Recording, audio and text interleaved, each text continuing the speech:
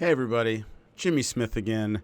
Pardon me of all my normal energy. I had a really long shoot day today for ProBox TV, but I could not make a video about Bryce Mitchell because I find his comments, stupid isn't strong enough a word.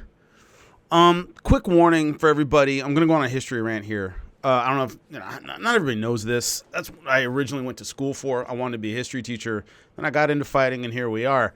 But I have a degree in history from UCLA. 20th century, mostly, right? Basically from the Depression to the fall of the Soviet Union. It's kind of my specialty area.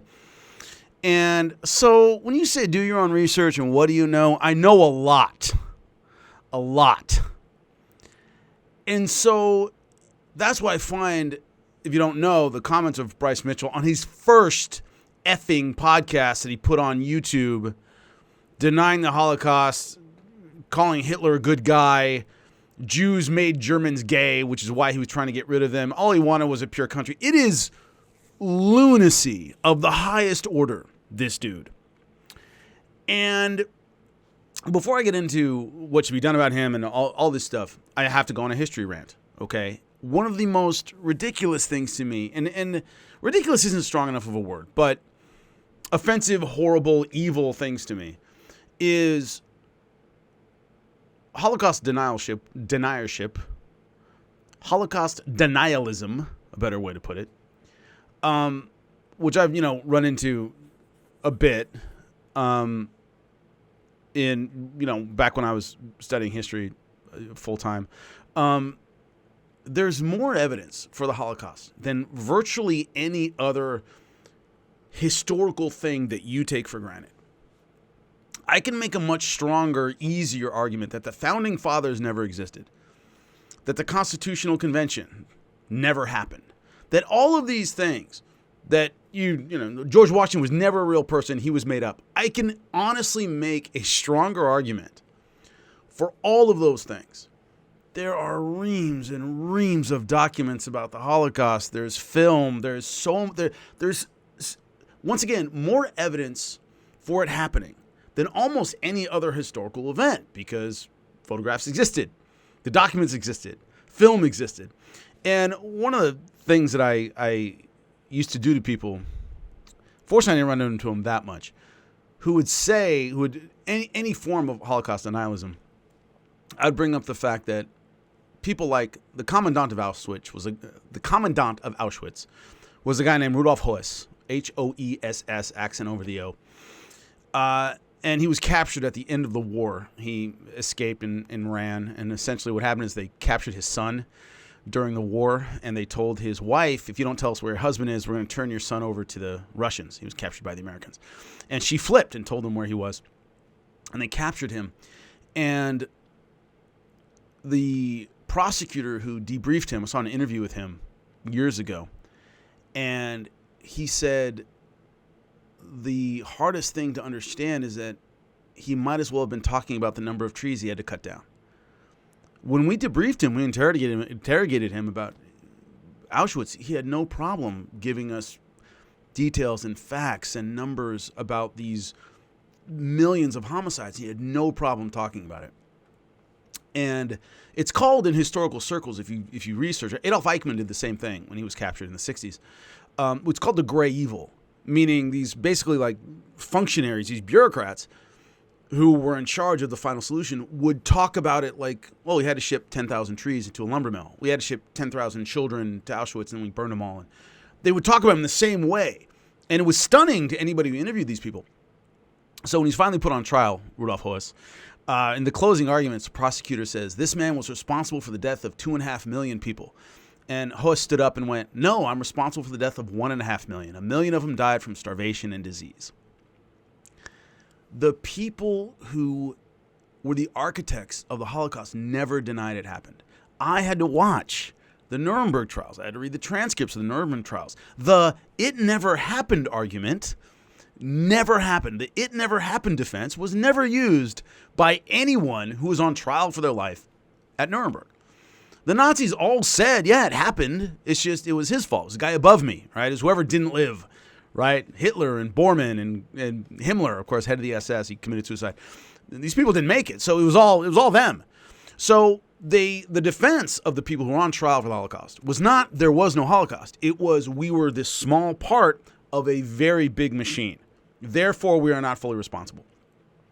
So the disgusting part to me is the people who orchestrated it never denied it. Denials came later. They became generations after, years after, when people forgot it, or the people who were in it died, and so we're relying on a historical record or things that people believe could be faked. It's disgusting. So getting back to Bryce Mitchell and his comments, Dana White, of course, very strongly denounced him in his comments, saying how stupid it was and this guy needs an education. There's a different side to something like this.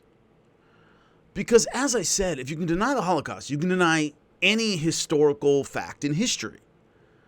There is no doing your own research. There's another side of this. There's no other side to the argument that makes any sense at all. So it's beyond stupid. You're being willfully ignorant. You're willfully ignoring all of the evidence of something happening. It's much like a flat earth argument. The earth isn't flat. So any argument you do, any research you pretend to come up with, whatever the hell you want, is nothing in compared to not only the common sense, but the volumes of evidence that the earth is round. So this idea, calling him stupid, implies that if he just knew more, he'd be okay. He knows all of it. He is choosing, making a conscious choice to only see what he wants to see. That's not stupid. Normally, when it comes to like a flat earth thing, which he's been into for years, it is willful ignorance. You're just being ignorant because you're choosing to be ignorant. You're just choosing to see this. Fine. You're not ignoring an evil when it comes to the earth is flat. You're a moron. Or, once again, choosing to be ignorant, which is different than actual ignorance, where if I show you enough evidence, you can change your opinion. That's willful ignorance. You're willfully ignoring everything that doesn't agree with what you already think. Holocaust denialism is its own evil because you're not just saying something didn't happen, that historically there's a huge amount of evidence. It's also denying the suffering of millions of people who didn't just die, but survivors themselves, who managed to get out of this, and their families and their loved ones, and the generational pain that's created by something like this. So there's a special category that's not stupid, that's not ignorant, it's not even willfully ignorant. The malicious side, and this idea of, he literally said it's because the Jews were trying to make Germans gay. Where do you even go with that? What kind of person even thinks that? So when he says, "Oh, he's stupid," to me, there are extra layers and levels here for Bryce Mitchell. So Dana White comes out and he says that it was stupid, and I told him how unhappy we were, and blah blah blah. What is he going to do about it? That is a huge question, because up until this point, Dana White generally throws things in two categories. A, it's a legal problem when someone gets in trouble. Hey, John Jones was arrested again. Hey, that's the cops' problem. We'll see how things play out. It's his favorite term, meaning basically it's the cops' problem. It's not our problem. Then it's, this isn't illegal. Well, I don't censor people. What are you going to do? Right? Hey, I don't muzzle these guys. They can say whatever they want. This is probably the worst scenario for Dana White, because it's not illegal to deny the Holocaust in the United States. By the way, it's illegal in Germany, but it's not illegal here. So he's not breaking the law, but he's saying something that is even to the low bar that has been set in the UFC for free speech. It's way below that. When Colby Covington thinks you're insane, that's a different level once again.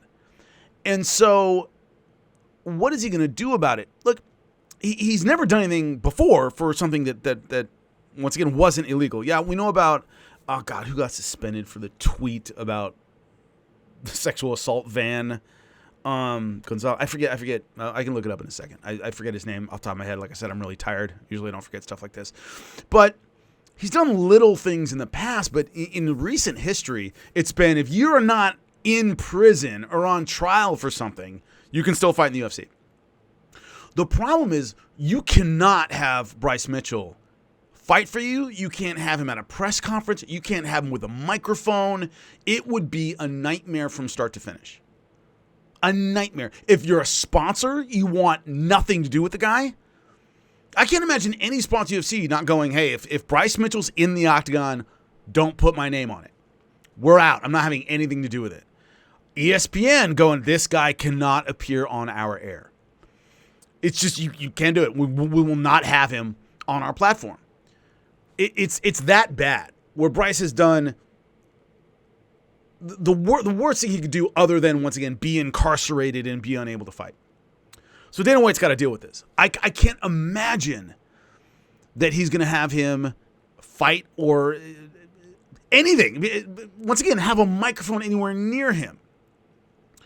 So also, another side of it to me is that Bryce Mitchell, to me, is the living embodiment of you aren't worth the headaches. Bryce Mitchell is not a champion. Bryce Mitchell is not a contender. Bryce Mitchell will never fight for a title. He's one of those guys where, he's a good mid-level guy. He's probably the top of the mid-level. He's not a championship caliber guy. Ilya Topuria housed him. And so you have this idea that Bryce does well when someone is right around his level, when he can out-wrestle them, et cetera, et cetera, et cetera.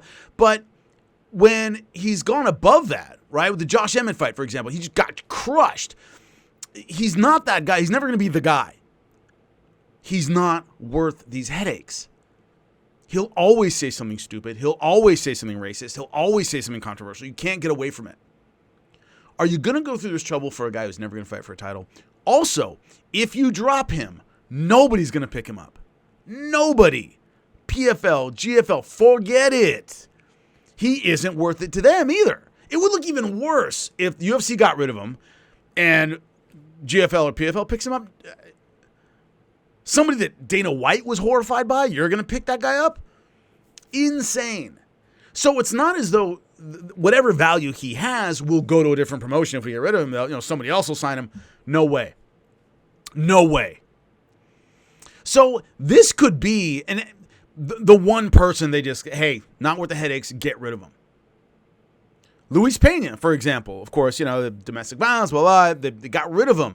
The reason they got rid of him so quickly is he's a mid-level guy anyway. Right? Now, of course, he has said that those charges were dropped. I'm not really that bad, but fine, great, wonderful. The UFC just said, get out of here. You're a mid-level guy. You're not worth the headaches. This isn't John Jones. This isn't a champion. This isn't even a contender. This is a wacko who says crazy things, has always said crazy things. There's no point in keeping him around. The only difficulty would be the UFC doesn't like setting a precedent where if you say outlandish stuff, we're going to cut you, because there are guys with a lot more juice that say outlandish things. Never this outlandish. This is a whole different level of outlandish. And the acknowledgement of that by Dana White to me is a big deal, because now what, are you going to put that guy on a card? Every question in the press conference will be about this freaking guy. It'll be about his ignorance and his hate and his BS. And nobody wants to deal with it. Sponsors don't want to deal with it. Networks don't want to deal with it. Nobody wants to deal with it. And the only way to solve it is get rid of him.